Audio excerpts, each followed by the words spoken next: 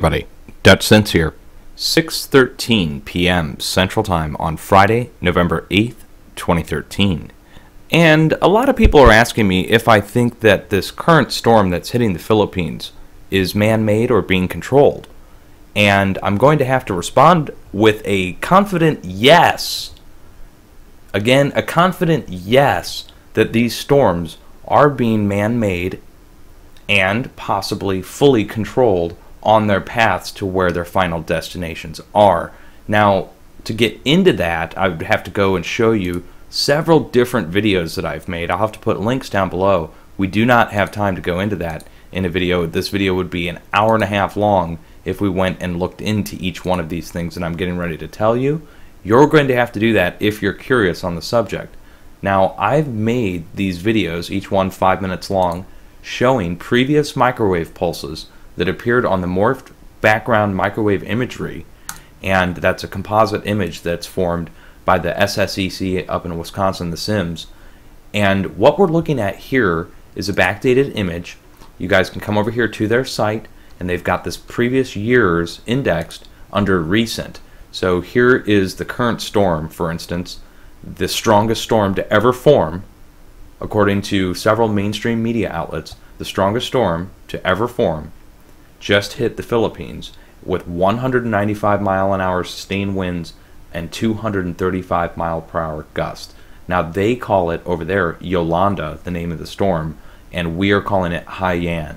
I think that's the designation from NOAA. So here's the storm that's currently hitting, and you can see it's just barreling across there.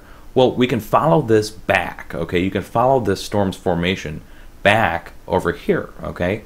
And what we've seen several times is out here near Guam, of all places, we see a large microwave spiral-shaped pulse that comes from the north and then extends to the south over Guam. Following that, we see rotation begin to develop and form into these cyclones.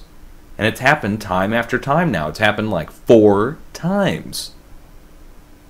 And I've documented each one on my website. Again, I'll put a link down below so you guys can come over to my site and check this out. Now, on the 27th, October 27th, a second microwave pulse happened. We first had the first one, and you can go back through my videos and see that.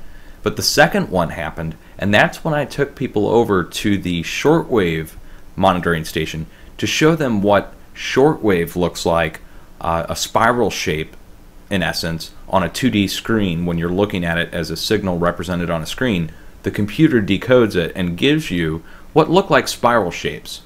Well, the same thing could be said for the morphed microwave background imagery. Same thing, only over a huge area. You'll see the same kind of shape, but it appears here over the ocean coming from the north. Now, there's somebody who asked the question, and I think it was Montegraph, asked, is this possible? Well, here's my post, okay, showing you back at Typhoon Francisco. I titled this, Large Microwave Pulse Produces 2 Tropical Storms in Asia Within 48 Hours. And we'll watch this here. There, okay? And out of that, rotation develops. Well, you also have Guam right in here. And then look where it comes from, though. When you see the pulse originate, it actually originates to the north. And it's coming from up here just north of Japan, in this direction. Wait for it again. There we go. Coming from there. Well, what's up there? What is there? We know Guam is loaded, but let's go check it out. I've got Google Earth open here, and we're using the Climate Viewer database. I recommend you guys download this. Jim Lee has put this together. This is all the electromagnetic points on the planet that are man-made. Every major antenna array, every Star Wars program, radar that's been stationed. These are all radar stations placed to monitor Russia. You can zoom in on each one and check them out. Let's just do that just to prove.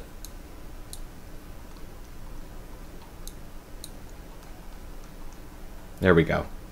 And he's got the designation, even the frequency information. You can click on these and you can see what they're operating at, their coordinates, how they operate, and what they're doing. Now, of course, this is the US. Let's go over and check and see what's going on just north of Japan.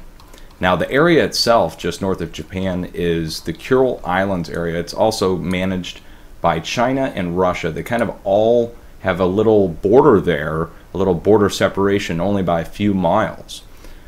So let's bring it over. Here's Japan, and let's triangulate our position based upon where the pulse was coming from previously. Okay, here's the Philippines. We'll come down here. Here's Guam, and we've got Space Command, all sorts of stuff here at Guam. And then the pulse coming from up in this direction.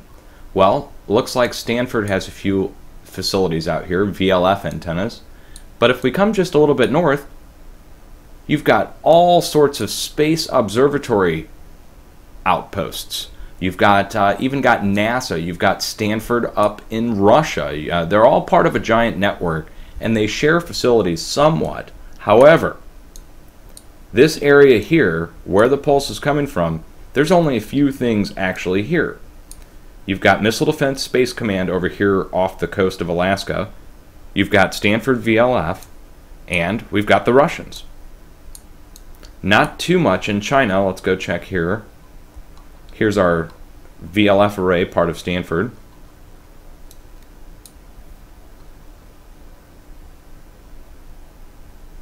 Alpha Station C. There's only a few things in the area coming from the north. Again, here's Guam coming from this direction. What do we have here?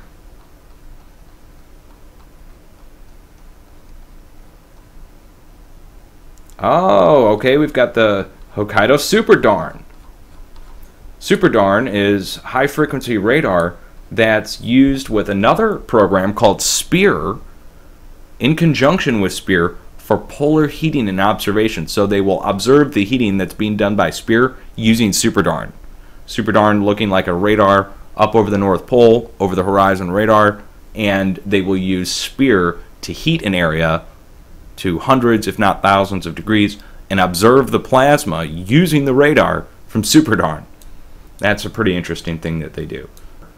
To answer the question, was this particular storm man-made? Well, there's a way to find out. Let me take you back over to the MIMIC, and MIMIC is again the morphed integrated microwave imagery, and we'll click on the MIMIC TPW, and we'll go look at the West Pacific. Alright, again, here's our current storm currently hitting the Philippines. Let's go to recent. And I've already looked at these, so I know which ones to look at, but we'll go back to November 1st. Okay, now this storm here is Typhoon Crosa, which came just over the north of the Philippines, south of Taiwan, and that's where the 7.2 hit at the same time that this storm was passing. So not only did we have an earthquake beneath the Japan Francisco and Japan Wifa at the same time as they intersected here off the coast of Japan, 7.2 magnitude earthquake directly underneath at the same time. This storm here had an earthquake directly underneath it at the same time. And then behind that is where the current storm that's hitting now formed. And here we go. You can see it. Right here, a different type of microwave pulse. Again, a spiral shape, but it shows up, and it's coming just a little bit further out to sea. So the last time it was more here near Guam, this time further out to sea, but coming in the same relative direction, which puts it north of Japan.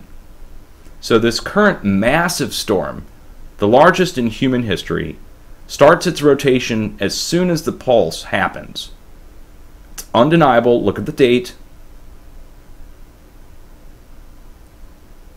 Wait for it. There we go. Okay, and it's going right up to here. So that would put it north of Japan, up to the Kuril Islands. Let's go back over here.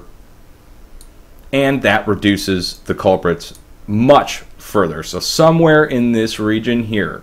So we've got U.S. Space Command and some outposts here. Let's see what we've got, if we've got any pictures. Oh, okay. Okay. Definitely we do. We've got, let's see. Let's go check this out. I have no idea what we're looking at here. This will be the first time I've ever read it. Of course. Of course.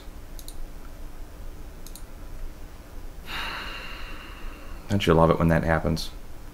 Satellite communications facility.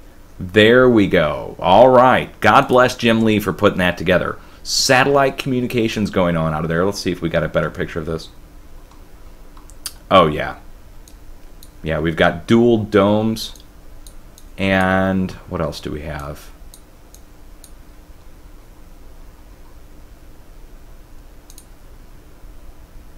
Cobra Dane radar.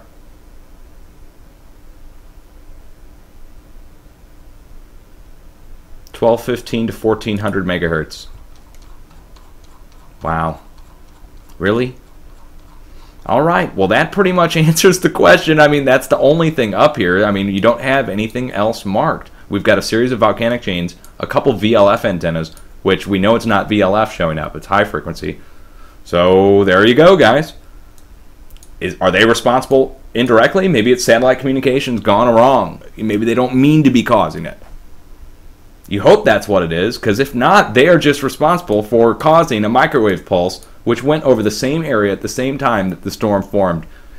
That the chances of that happening on its own are phenomenal. So, I mean, it would definitely have to have some kind of be having some kind of effect, and to see it multiple times in a row.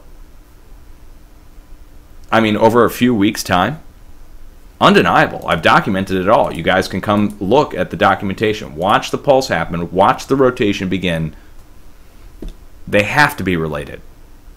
They have to be. The chances of having a pulse happen over the same area and then having the follow-up earthquakes afterwards, I mean, that ties in with everything we know about high frequency, low frequency, earthquakes, and weather modification. If you guys don't know anything about this, we have about a month's worth of reading here, if not more, that you can come through and look it all up, see that the experiments have been done already, that the professionals are fully talking about it. Weaponized weather through the U.S. military, owning the weather 2025. We've all heard about it. If you haven't, you need to go read up. The question is, were they serious when they said they planned on owning the weather by 2025? Was the Air Force serious? I mean, we're halfway there, if not 3/4 of the way there, which means that this is most likely something to do with man-made weather. I mean, have you guys seen what's going on outside your door lately? Need I remind you? I'm not trying to lecture you, but you guys can just come over here and watch a couple of these videos posted today. World's strongest storm ever. Remember last year's freak tornado season? The chemtrails, literally. Cloud seeding 101.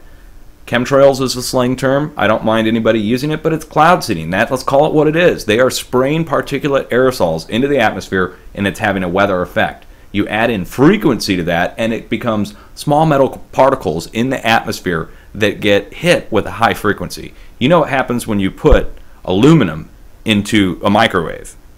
Now imagine small particles of aluminum spread out over a large area that you hit with a high frequency pulse. It's not going to have a lightning effect, but it's definitely going to have a heating effect.